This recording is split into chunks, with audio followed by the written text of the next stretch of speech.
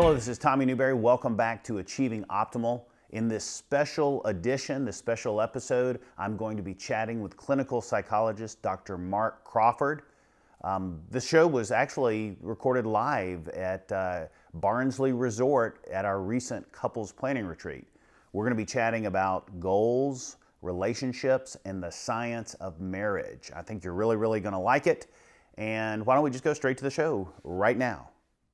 I'm going to start the session, Mark, with the question that came up more than any other, which I think everybody will remember the term and the phrase that you used, and that is nasty, nasty. And so the question is, how do we head off nasty, nasty?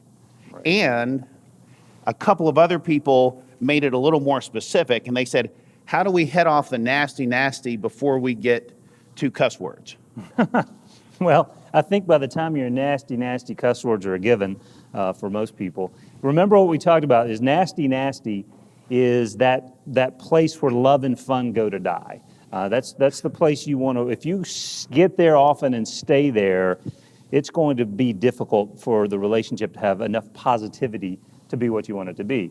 But the key point to remember is everybody gets there occasionally, and no couple escapes an occasional nasty, nasty interaction. The point is that your default mode, or is that something, as we said, happy couples find it difficult to get there, but easy to get out. Unhappy couples get there easily, and they get stuck. It's the absorbing state.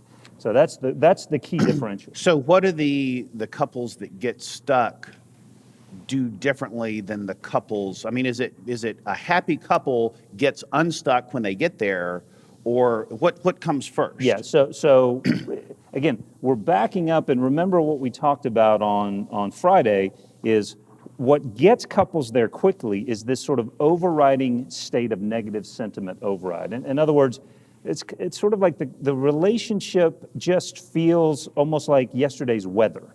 It's kind of overcast. There's not a lot of sun peeking through. It's just kind of eh. In positive sentiment override, it's more like today. The sun's out. It's like everybody's mood's changing a little bit. There's just much more positivity because the friendship foundation is solid. So couples in negative sentiment override are going to get to nasty, nasty more often. And when they get there, they're going to have a hard time finding their way out. Whereas if you have positive sentiment override in your relationship, i.e., your friendship foundation is solid, you have mutual respect, you're communicating those things. Even when you get there, you're gonna get out pretty quickly because you don't want to stay there, and there's enough positivity to keep it from just digging deeper. So what do you do if you've kind of drifted into where the friendship isn't where it should be, and the nasty, nasty is recurring, and you've kind of forgotten how to extricate yourself from it? How do you reset? Yeah, so good point here is you can't get to a place in any relationship, especially with your spouse, where you've got that solid friendship and the positivity's there and just think it can be on autopilot. It's never going to happen. It's an ongoing process of building those habits of mind and of behavior that keep that sort of connection going. I always say marriages die not usually by injury, they die by neglect. It's sort of like a house plant. If you stop watering it, you won't notice it for several days or maybe even weeks, but then one day you walk by and it's brown, and it's going to be hard to bring it back. But you have to water it daily, and in a marriage you have to invest daily, weekly, monthly. It's just never one of those things where you just get it set and now it's in concrete and you don't have to worry about it. So then I would assume that if you have worked and you are mainly in positive sentiment override, if that's mainly the nature and the character of your relationship, you're better equipped for just about everything else. It's almost like having better shock absorbers, as we said, right? The little bumps aren't going to jar you. You're still going to have them. You're even going to have the big things, but you're going to recover quickly. Yeah. And the big things aren't going to seem quite as big. That's right. And again, you're not taking everything personally, and you're giving your spouse the benefit of the doubt because you see them as your friend, not your adversary. That's right. And it's important to say, well, let's remember, how do we get there and stay there? It's those three things we talked about, which is really investing in knowing your spouse's inner psychological world, building respect and affection in the relationship, and recognizing and turning toward those bids for connection. It's that level that you have to be mindful and practicing that to get to that and maintain that state of positive. So I think related to this is, I think the positive sentiment override and negative is very related to the 4-8 principle. Oh, yeah. And so Mark and I were talking before we got going about the importance of being that kind of person, having the 4-8 mindset. I don't know if you can apply positive sentiment override to other things other than marriage. I don't know if the concept is used like that. But in other words, if you're constantly focusing on what's missing, deficient, and what disappoints you in the rest of your life, you're probably going to do that in your married life, right? Yeah, well, think about parenting too, right? I mean, with your kids, if you start to focus on the things you wish they would do better or want to improve, it's going to take on a certain context to the relationship versus focusing on the things that you see as strengths. There's actually, Leah Waters is an Australian psychologist, and she wrote a book a couple of years ago called The Strength Switch, which is her model of strength-based parenting. And her theory is that as parents, if we can help our kids identify and focus on their character strengths and build those rather than trying to remediate weaknesses, then we're setting them off in a better trajectory. And the research is actually saying that that seems to be true.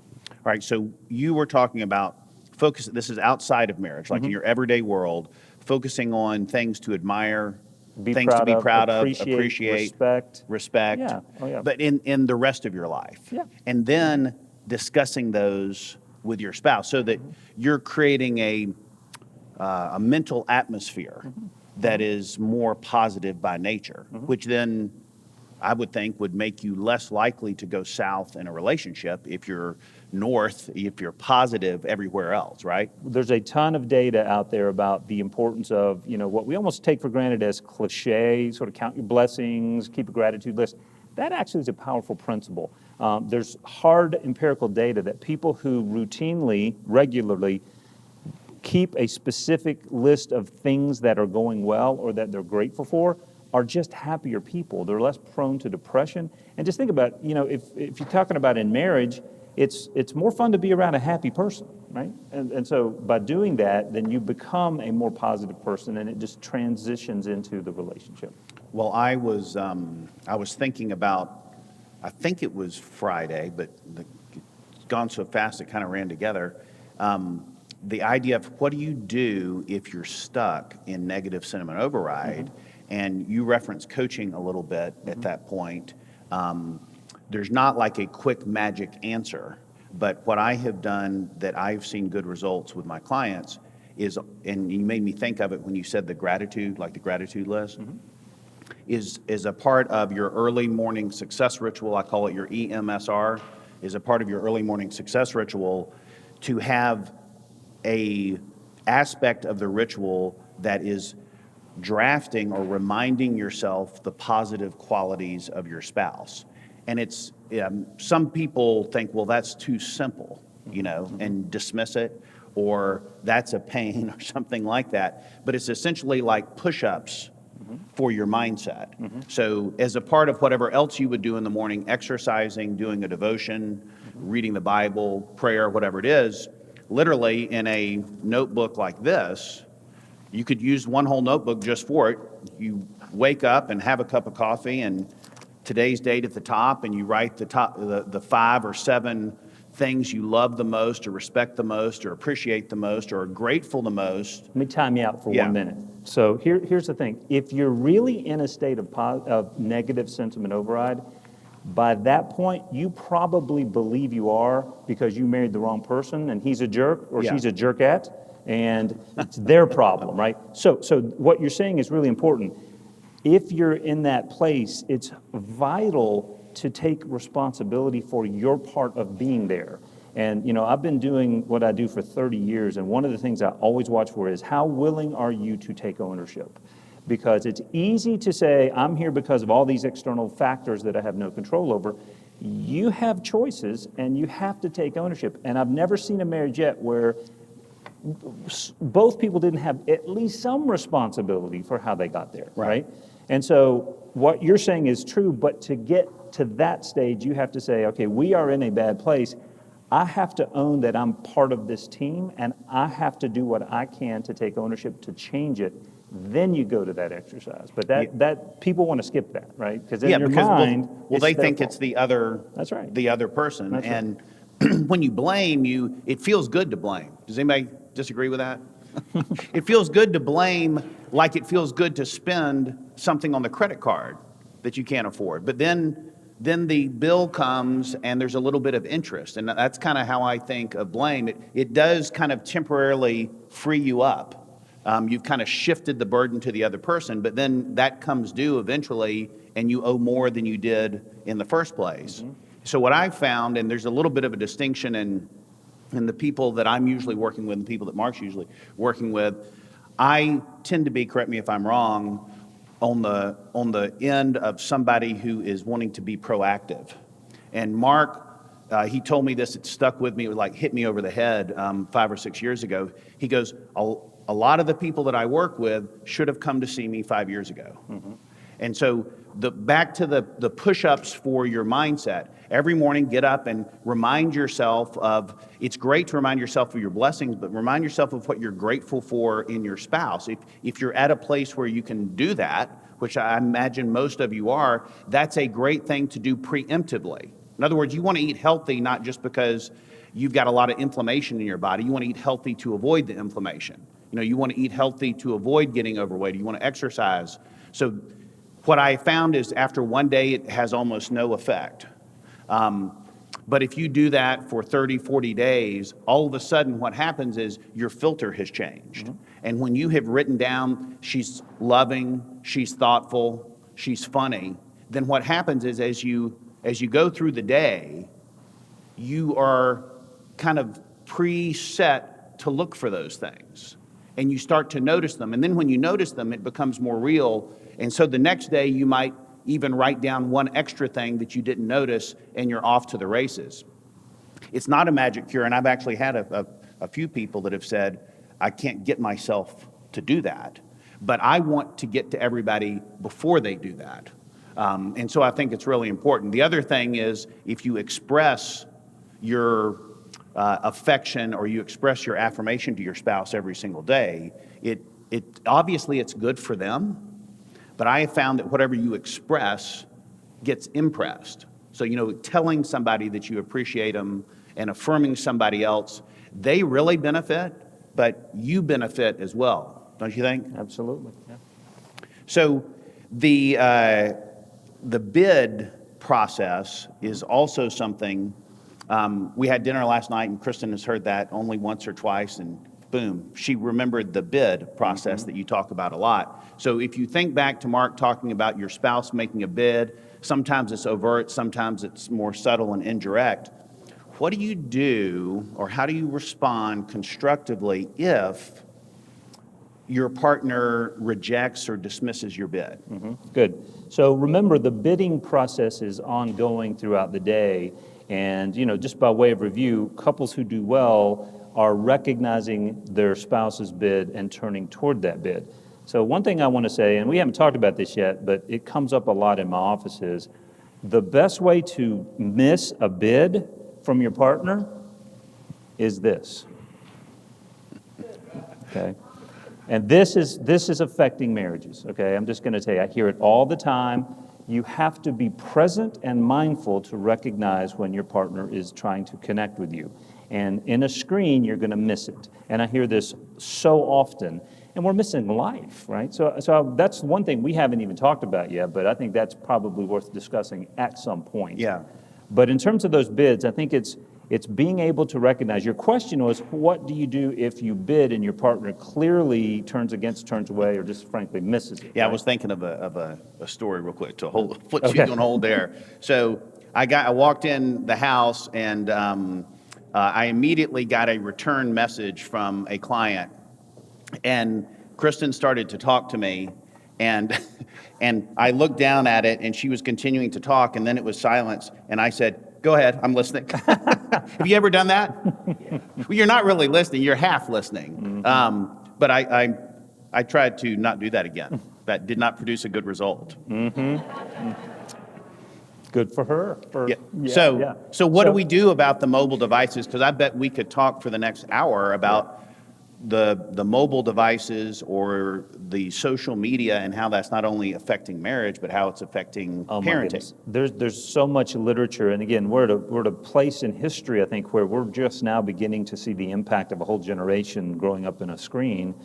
And there's a lot of good research out there. Sherry Turkle at MIT and a lot of good people are looking at not just the societal and relational changes, but the neurological changes. I mean, you know about neuroplasticity, and what we do routinely changes how our brain responds to that. So it's fascinating research and too much to go into, but one of the things I would say that's healthy for any relationship is minimize your screen time, because if you're in a screen, you're not present. It's just impossible.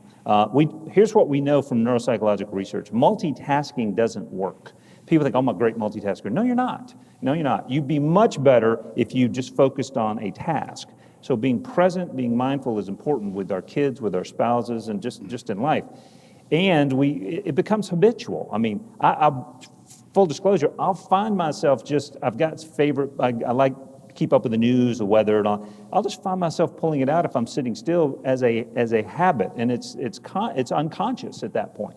So it's putting it away. At least start with the basics. At mealtime, cell phones off, right? If we're going to be present together, just different parts of the day where we're just not being drawn away, because it is very disruptive if you're having a conversation. Oh, just a second, I'll check that. Even if you check it and put it down, you've kind of interrupted the Or how about this when it's... Yeah. The phantom ring syndrome. Yeah, I'm listening.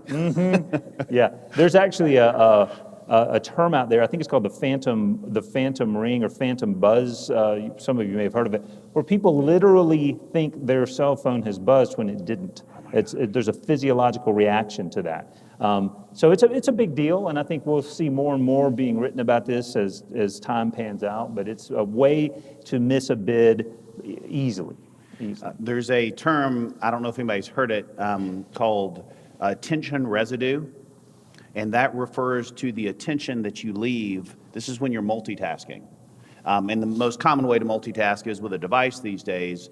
But when you switch to the next task, let's say task 2, a part of your attention, the residue, is left with task 1. So when you go into the next task, you are not fully present. And so they've done a little bit of research on IQ, is there a drop in IQ when you're multitasking? And the good news for the women in here is that women have less of a drop in IQ multitasking, but they still have a drop. Mm-hmm. And the men have a very significant drop in going back and forth. In other words, they're on the computer, and it's not always relationally involved. Sometimes you're just working on 2 different things at work, and you're going back and forth, and it's kind of been elevated as that's a virtuous thing to do. And I think it's starting to swing back, and people are realizing the fact that you can do it doesn't mean that it's a wise thing to do. That's right.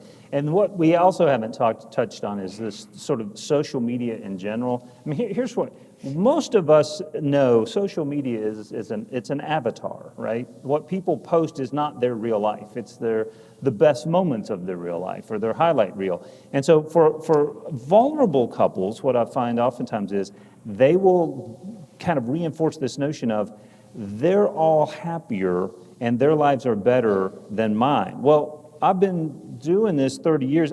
Everybody's got ugly chapters in their book, right?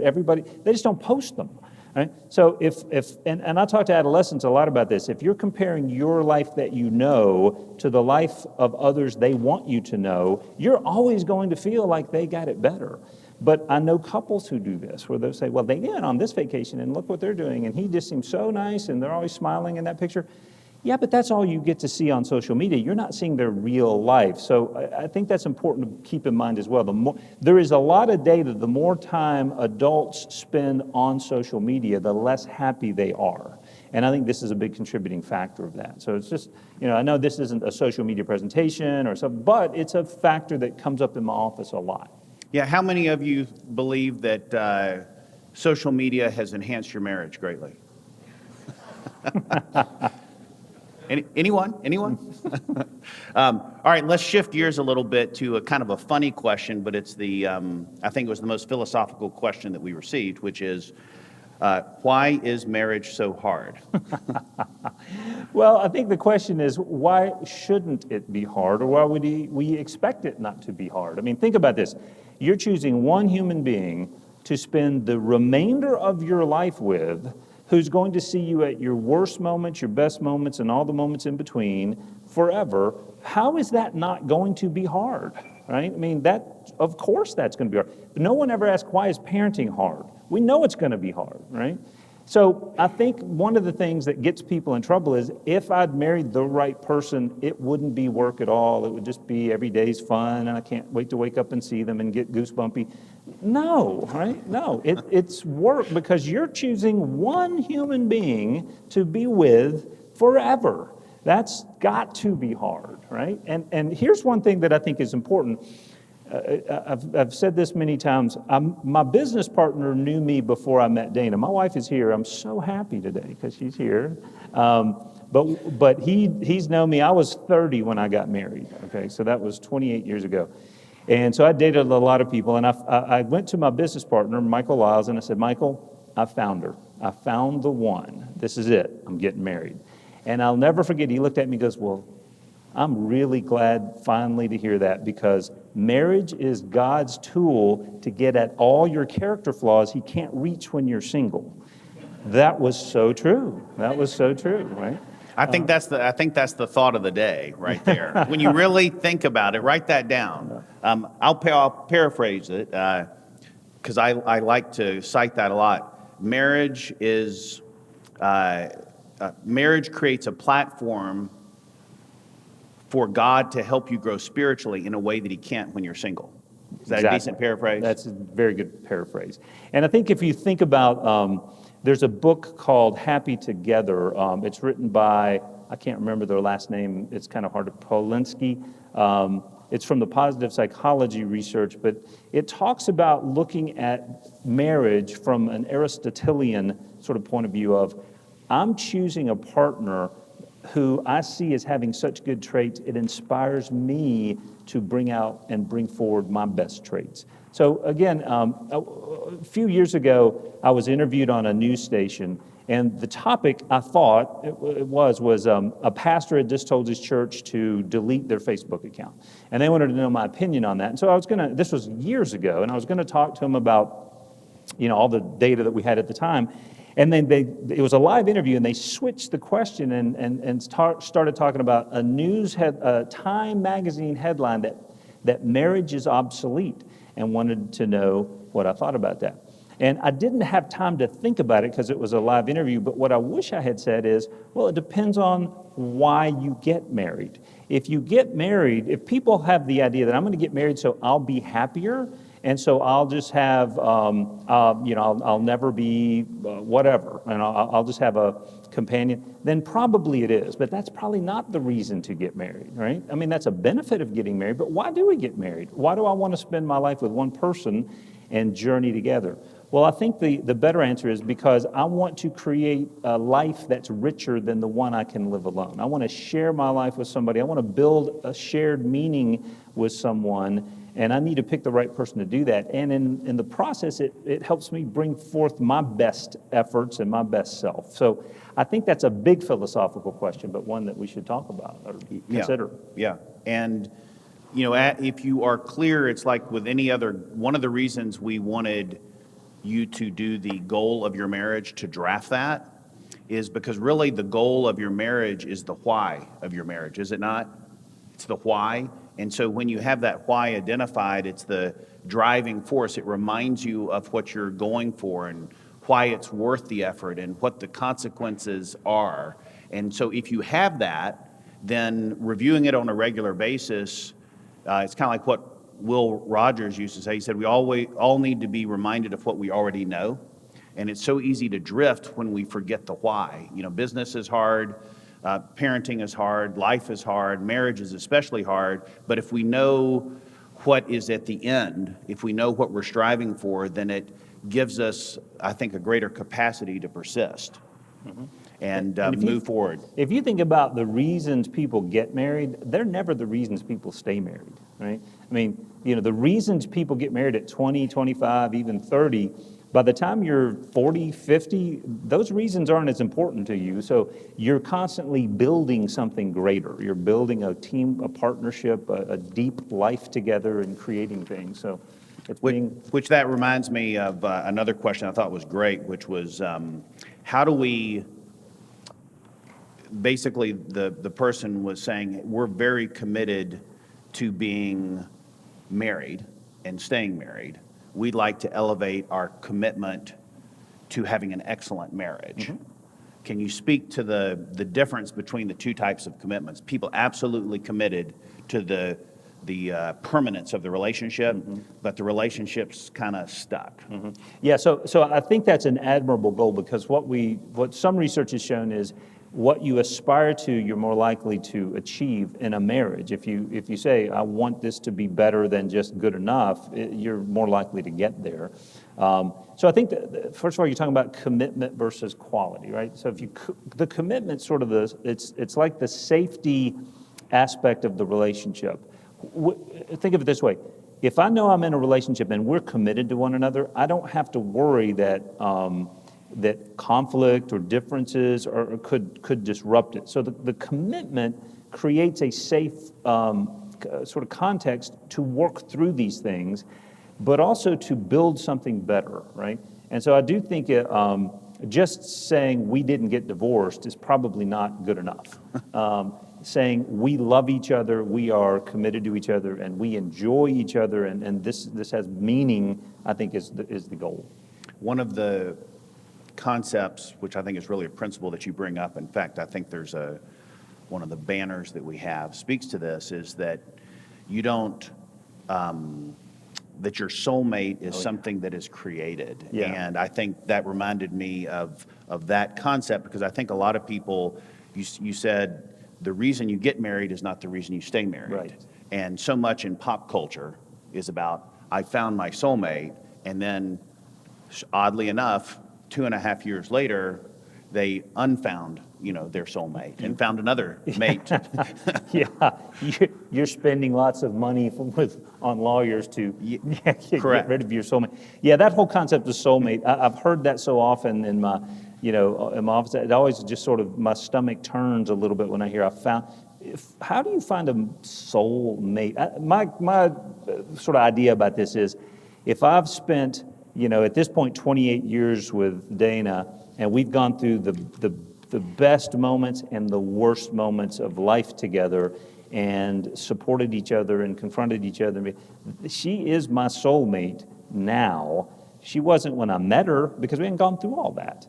But this whole concept of how do you meet a soulmate that you don't even know? You haven't gone through anything with them, right? So anyway, that's just something I talk to a lot of young adults about.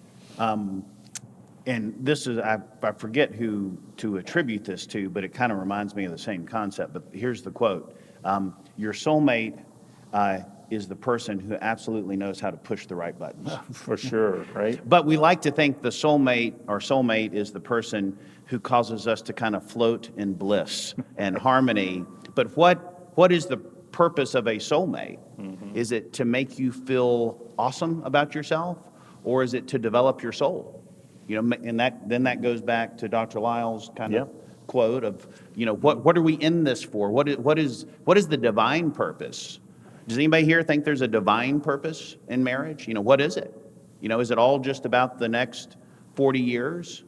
So I think there's a lot of value in getting back to the why. And then I thought, when I heard about the soulmate, I think young people today, well, really for the last few decades, the idea of a soulmate is really, really pitched. And I think it sets people up for disappointment, right? So they think they found their soulmate because they're in that first phase of love. It's limerence. Yeah. That's what we talk about. And then when it wears off, I think people get really confused. Yep. It's almost like they're set up for failure. There are terms for this. I've fallen out of love. That's the term for limerence is over, all right? Well, if you're not ready for limerence to end, and you're not aware that the work of marriage must begin, and I'm willing to do it, then yeah, I've fallen out of love, and maybe I'll fall back in love. And you can hop from limerence to limerence to limerence, but you'll never get much depth out of that. Tommy Newberry here again. Hope you enjoyed part 1 of my conversation with Dr. Mark Crawford at our recent couples planning retreat. If you're interested in attending the couples planning retreat, just go to couplesplanningsretreat.com. But we'll be posting the second half of this conversation with Mark in the next few days, so check back for that. In the meantime, remember, as always, your marriage blesses others.